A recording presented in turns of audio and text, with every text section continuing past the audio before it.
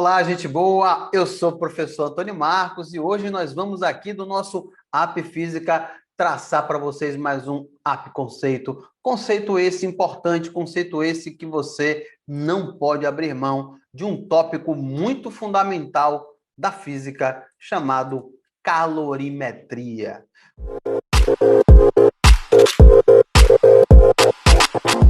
Como muitos sabem, calorimetria, gente boa, é a parte da termologia que estuda e mede as quantidades de calor.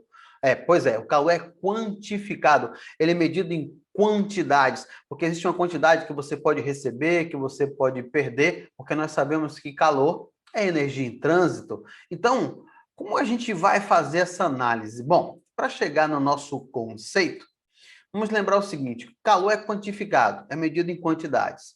Existem basicamente duas formas de medir quantidade de calor. Ou o calor, ele é medido em forma sensível, ou ele é medido em forma latente. Marcos, o que é calor sensível? Gente, olha, calor sensível é aquele em que você modifica a temperatura permanecendo o mesmo estado físico. Quando você faz um café, faz um chá, você aquece a água, alterando a temperatura, mas você não muda o estado físico dela, você não vaporiza essa água, por exemplo. Então, você muda a temperatura sem mudanças de estado físico. E como é que a gente calcula esse calor sensível? Bom, é simples. Imagine que você vai fazer um chá. Você pega uma quantidade de água, coloca numa vasilha, liga o fogo, aquece essa água, alterando a sua temperatura. Quais são os elementos ali? Primeiro, o fogo fornece uma quantidade de calor. Para quem? Para uma massa de água. E acontece o quê? Ela varia a temperatura, ela começa a gerar um processo de aquecimento ali. Então, a gente diz que a quantidade de calor é medida em função da massa da água aquecida, em função do calor específico, que é a característica térmica da água, em função da variação de temperatura. Ah, eu poderia pensar assim para o óleo? Poderia. Eu poderia pensar assim para o álcool? Poderia. Eu poderia pensar assim para a glicerina? Poderia. Você só mudaria a substância de água para outra coisa. Então, veja, esse Qzão aqui, ó, é a quantidade de calor sensível. M é a massa que está sendo aquecida. Czinho é o coeficiente térmico da substância que está sendo aquecida, seja água, óleo, álcool, glicerina ou tantos outros. E delta teta, tudo que tem delta é variação, delta teta é variação de temperatura. Alguns preferem delta T, mas tanto faz. Ok, Marcos. Bom, além disso, tem uma outra forma de calor, que é o calor latente. O calor latente é aquele que mede a mudança de estado físico da substância sem alteração de temperatura. Veja, ele faz o contrário. Ele muda o estado físico sem alterar a temperatura. Por exemplo, se você pega gelo a 0 grau, esse gelo, quando derrete, ele passa para um estado líquido, que é um estado de água, também a 0 grau. Depois de um certo tempo, ele vai passar para 1 grau, água, 2 graus, água, 20 graus, água. Mas no processo de degelo, de derretimento, ele só muda o estado físico na mesma temperatura. Tem uma expressão que nós usamos muito, né? Vapor d'água. O que é o vapor d'água? É a transição da água para vapor a uma temperatura de 100 graus. Então, é uma latência? Sim. É um calor latente? Sim. Vapor d'água é uma transição, é uma mudança de estado físico. 100 graus no estado de água para 100 graus no estado de vapor. Claro, estou fazendo a referência a 100 graus nas condições normais, ok? Então, é importante a gente lembrar também que a quantidade de calor, ela é medida em função da massa e da latência, ou que se chama de calor latente, mas a latência é um coeficiente que indica a mudança de estado físico. Claro, não vamos esquecer das unidades, né? Quantidade de calor geralmente é dada em calorias, as massas em gramas, a temperatura em graus Celsius e o calor específico Czinho ali no sensível, caloria por grama grau Celsius, ok? Claro, eu vou deixar aqui indicado só para você lembrar, mas acredite, eu ainda não cheguei onde eu preciso chegar para o vestibular efetivamente.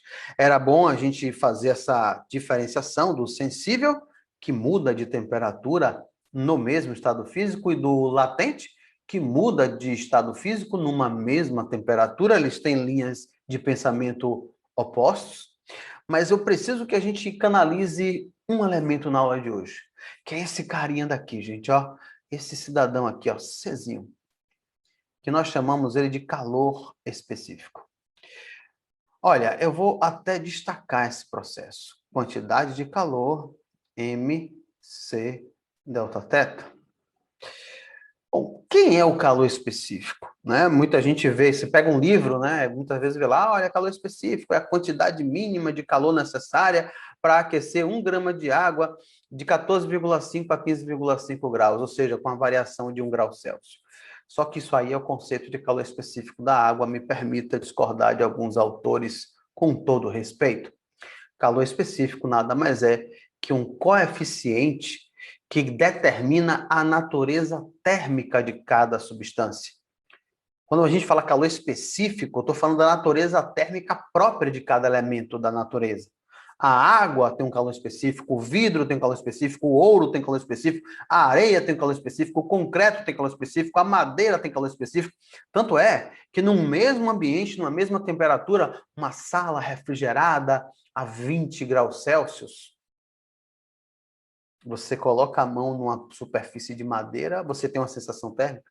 Você coloca a mão numa superfície de metal, tem outra sensação térmica num ambiente de mesma temperatura. Por que isso acontece? Porque a madeira e o metal têm calores específicos diferentes.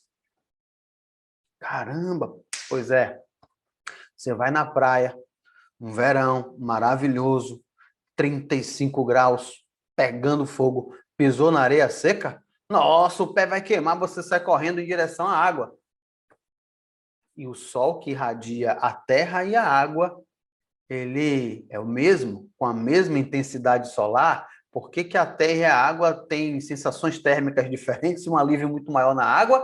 Por uma razão muito simples, tem calores específicos diferentes. E não só isso, vou me apropriar desse exemplo e dizer, olha, o calor específico da água vale 1 caloria por grau Celsius, e esse calor específico é o maior de todos.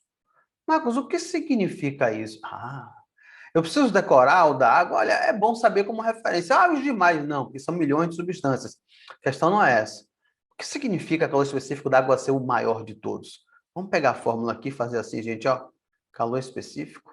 Vou isolar o Czinho, tá? Fica Q sobre M delta θ. Perceba uma coisa fundamental aqui nesse exemplo que eu estou passando para você, que o calor específico Czinho e a variação de temperatura são inversamente proporcionais. O que significa isso? Quanto mais alto o calor específico, menor a variação de temperatura que ele sofre. Por isso que a água aquece muito menos do que a areia. Você não precisa saber decorar do calor específico da areia, mas sabe que é um calor específico pequeno, porque quanto menor o calor específico, maiores serão as variações de temperatura, por isso que ela aquece muito intensamente.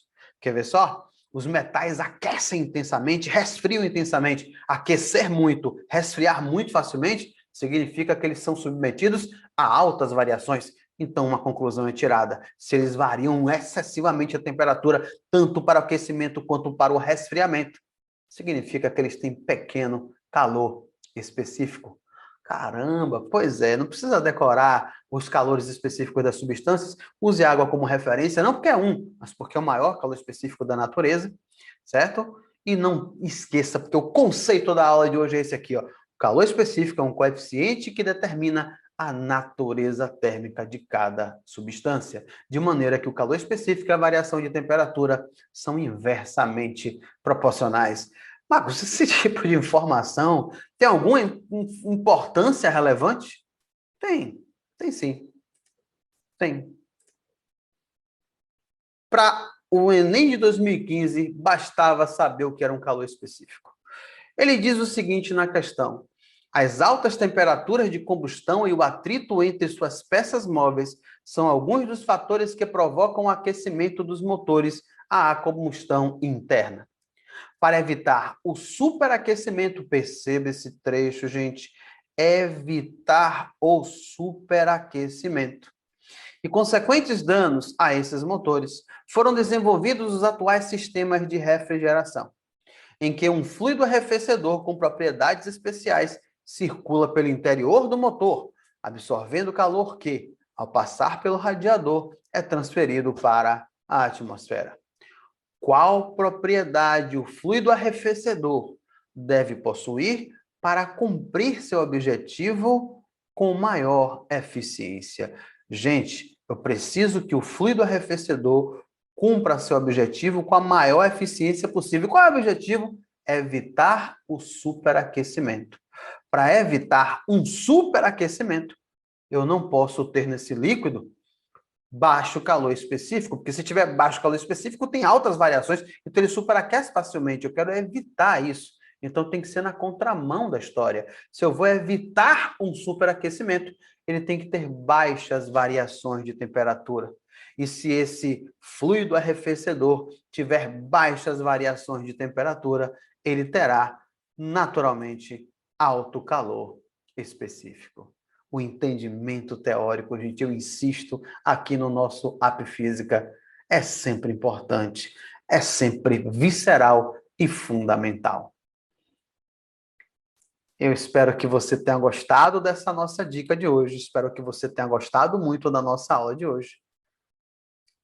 E que continue com a gente, segue a gente no canal, segue a gente no YouTube, tem muitas coisas boas para a gente compartilhar. Um grande abraço, gente boa, tudo de bom para vocês.